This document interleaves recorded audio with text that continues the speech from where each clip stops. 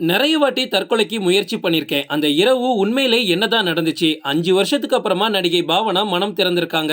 கவர்ச்சியான கேரக்டர் நடிக்கணுமா? வழி மாறி வந்துட்டீங்களா என்ன? ஆள விடுங்கடா சாமி அப்படின்னு ஓடிருவாங்க நடிகை பாவனா. ரொம்பவும் குடும்ப பாங்கான கேரக்டர் மட்டும் தான் எடுத்து டீசென்ட்டா நடிச்சு முடிச்சிருவாங்க. இதனாலேயே இவங்களுக்கு ஒரு நல்ல ஃபேன் பேஸும் உருவாகிச்சு. தமிழ் சினிமால பார்க்கறதுக்கு ரொம்ப அழகா, பவ்யமா, அமைதியா இருப்பாங்க இவங்க. இதனாலேயே இவங்களுக்கு இளைஞர்கள் மத்தியில செம ஃபேம் கிடைச்சுச்சு. ஸ்டார்ட்டிங்ல இவங்க தமிழ் சினிமால மிஷ்கின் டைரக்ஷன்ல வெளிவந்த சித்திரம் பேசுதடி படத்துல தான் அறிமுகமானாங்க. அறிமுகமான முதல் படத்திலேயே ஒரு நல்ல வரவேற்பு கிடைச்சுச்சு. அந்த அடையாளத்தை அப்படியே வச்சு வெயில் படத்துல நடிச்சாங்க. வெயில் படத்துல நடிச்சதுக்கு அப்புறமா இவங்களுக்கு ஃபேன் பேஸா இருக்கட்டும், மார்க்கெட்டா இருக்கட்டும், எல்லாமே சரசரன்னு ஏறிடுச்சு. நிறைய பேரோட கிரஷாவும் மாறினாங்க. சில வருடங்களுக்கு முன்னாடி நடிகை பாவனா கடத்தப்பட்டு சில துன்புறுத்தலுக்கு ஆளானாங்க அப்படின்றது உங்களை எத்தனை பேருக்கு தெரியும் தெரியல.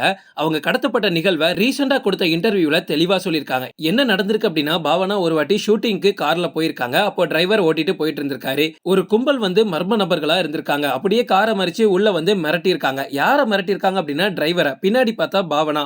பாவனா கிட்ட சொல்லியிருக்காங்க, எங்களுக்கும் டிரைவருக்கும் தான் பிரச்சனை. உங்களுக்கு இதுல எந்த சம்பந்தமும் கிடையாது. நீங்க எங்க இறங்கணும்னு சொல்லுங்க, நாங்களே டிராப் பண்ணிடுறோம் அப்படின்னு சொல்லியிருக்காங்க. பாவனாவும் ஒண்ணுமே புரியாம டிராப் பண்ண வேண்டிய இடத்த சொல்லியிருக்காங்க. அவங்க என்ன நினைச்சிட்டாங்க அப்படின்னா, அவங்களுக்கும் டிரைவருக்கும் தான் பிரச்சனை, நம்ம சேஃபா தான் இருக்க போறோம் நினைச்சிருக்காங்க. அதுக்கப்புறமா கார் அந்த இடத்துல இருந்து கிளம்பி போயிட்டு இருந்திருக்கு. ஆனா பாவனா சொன்ன வழியில போகாம அவங்க பாட்டு இன்னொரு வழியில போயிருக்காங்க. பின்னாடி இருந்துட்டு இவங்க, நான் போக வேண்டிய இடம் இது இல்லையே, நான் எங்கேயோ சொல்றேன், நீங்க எங்கேயோ போறீங்க, ஏன் இப்படி பண்றீங்கன்னு கத்தும் போது அமைதியா இருக்க முடியுமா, இல்ல வேற ஏதாவது பண்ணிருவோம் அப்படின்னு சொல்லியிருக்காங்க. நடிகை பாவனாவும் ரொம்ப பயத்துல அமைதியா இருக்காங்க. இப்ப என்னதான் வேணும், எங்க கூட்டிட்டு போறீங்கன்னு கேட்கும்போது அதுக்கு அவங்க சொல்லியிருக்காங்க, நாங்க ஒரு வீடியோ ஷூட் பண்ணுவோம், அதுல நாங்க சொல்ற மாதிரி நீ எனக்கு பேசி கொடுக்கணும், அப்படி எனக்கு பேசி கொடுத்துட்டேன்னா நான் உன்னை விட்டுறேன் அப்படின்னு சொல்லியிருக்காங்க. அப்படி நாங்க சொல்றதை மட்டும் நீ செய்யல அப்படின்னா உன்னை நாங்க எங்க இடத்துக்கு கூட்டிட்டு போயிட்டு போதை மருந்துகளை கொடுத்து எங்களால என்ன வேணாலும் உன்னை பண்ண முடியும்னு சொல்லி மிரட்டியிருக்காங்க. அது மட்டும் இல்ல, நாங்க பண்ண போறது ரொம்ப கொடூரமா இருக்கும், அத வீடியோ எடுத்து அதுக்கப்புறமா உன்னை மிரட்டுவோம், சோ நீ இப்ப அமைதியா வாரியா இல்லையான்னு கேட்டிருக்காங்க. பாவனாக்கும் அதை எப்படி ஹேண்டில் பண்றதுன்னு தெரியாம ரொம்ப அமைதியா அவங்க இடத்துக்கு போயிருக்காங்க. அங்க போனதுக்கு அப்புறமா சில விஷயங்கள் நடந்திருக்கு, அது சொல்ற மாதிரி இல்ல. உண்மையாவே பாவனா நிறைய துன்புறுத்தலுக்கு ஆளாயிருக்காங்க. அதுக்கப்புறமா இந்த விஷயம் எல்லாம் தெரிஞ்சு கண்டுபிடிச்சு இவங்க வெளியே வந்து இப்போ ஓரளவுக்கு எல்லாமே முடிஞ்சிடுச்சு இந்த பிரச்சனை. அவங்க கார்ல போகும்போது 4 பேர் இருந்திருக்காங்க. அந்த 4 பேருக்கும் வேற யாரோ போன் பண்ணி ஆர்டர் கொடுத்துக்கிட்டே இருந்திருக்காங்க. அந்த போன்ல என்ன சொல்றாங்களோ அதுதான் இந்த 4 பேரும் பண்ணிருக்காங்க. அப்பவே பாவனா புரிஞ்சுக்கிட்டாங்களா இதுக்கு பின்னாடி வேற யாரோ இருக்காங்கன்னு. நடிகை பாவனா அந்த நேரத்துல ஒரு மிகப்பெரிய ஆக்ட்ரஸா இருந்தாங்க. அவங்களையே கடத்திட்டு போய் வன்கொடுமை செஞ்சதை யாராலையும் அக்செப்ட் பண்ணிக்கவே முடியல. ஒரு மிகப்பெரிய துன்புறுத்தலுக்கு ஆளாயிருக்காங்க. இந்த சம்பவம் நடந்து முடிஞ்சு இன்னைக்கு 5 வருஷம் ஆகியும் அவங்க என்ன சொல்றாங்க அப்படின்னா, நான் ரொம்பவே சந்தோஷமான பொண்ணு, ஆனா அது எல்லாமே முடிஞ்சு போச்சு. அந்த சம்பவத்துக்கு அப்புறமா என் வாழ்க்கையே தலைகீழா மாறிடுச்சு. சோசியல் மீடியா எல்லாத்துலயும் இவங்க பாக்குறதுக்கு ரொம்ப சிரிச்சுக்கிட்டு கியூட்டா இருக்காங்கன்னு சொல்றீங்க, ஆனா எனக்குள்ள அவ்வளவு வலியும் வேதனையும் இருக்கு அப்படின்னு பாவனா சொல்லியிருக்காங்க. நான் அவ்வளவு பாதிக்கப்பட்டிருக்கேன். இப்படி ஒரு பொண்ணுக்கு நடக்கவே கூடாது, ஆனா எனக்கு அது அசால்ட்டா நடந்துச்சு.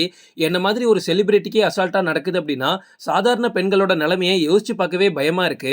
இந்த சம்பவம் நடந்தது அவங்க சொந்த ஊரான திருச்செந்தூர்ல. ஒரு டப்பிங்காக கொச்சிக்கு இவங்க போக வேண்டியது இருந்துச்சு. அதனால அடுத்த நாள் காலையில டப்பிங், இவங்க நைட்டே டிராவல் பண்ணிட்டு இருக்காங்க. சோ நைட்டு தான் கடத்தப்பட்டாங்க. அதே மாதிரி வன்கொடுமை அவங்களுக்கு நடக்கும்போது அதை வீடியோவும் எடுத்திருக்காங்க. இந்த மாதிரி செயல்கள்லாம் பாவனா எப்படி அவங்க லைஃப்ல மறக்க போறாங்கன்னே தெரியல. இந்த நியூஸ் தெரியும் போது எனக்கே ஷாக்கா தான் இருந்துச்சு. ஏன்னா தீபாவளி படத்துல இவங்களை கியூட்டா ஒரு சாமான கேரக்டரா பார்த்துக்கிட்டு இவங்களுக்கு இப்படி ஒண்ணு நடந்திருக்கு அப்படின்னு நினைக்கும் போதே ரொம்ப கஷ்டமா தான் இருக்கு. நான் எந்த ஒரு தப்பும் பண்ணல அப்படின்னு எனக்கே தெரியும், ஆனா எனக்கே அது அவமானமா இருந்துச்சு. என்ன அமைதியாக்குறதுக்காகவும் தனிமைப்படுத்துறதுக்காகவும் நான் எக்கச்சக்க முயற்சிகள் பண்ணியிருக்கேன் இந்த சில வருஷங்கள்ல. இந்த மாதிரி சமயங்கள்ல என்னோட தரப்பை கேட்கறதுக்கு நிறைய பேர் இருந்தீங்க, அது எல்லாத்துக்கும் ரொம்ப ரொம்ப தேங்க்ஸ். இப்போ நான் நிறைய குரல்களை கேட்கிறேன். எனக்காக பேசுறத பார்க்கும்போது ரொம்ப ரொம்ப சந்தோஷமா இருக்கு. இந்த போராட்டத்துல நான் மட்டும் இல்ல, எனக்காக நிறைய பேர் இருக்கீங்க அப்படின்னு நினைக்கும் போது ரொம்ப ரொம்ப சந்தோஷமா இருக்கு அப்படின்னு ஒரு போஸ்ட்ல பாவனா மனம் திறந்து பேசியிருக்காங்க.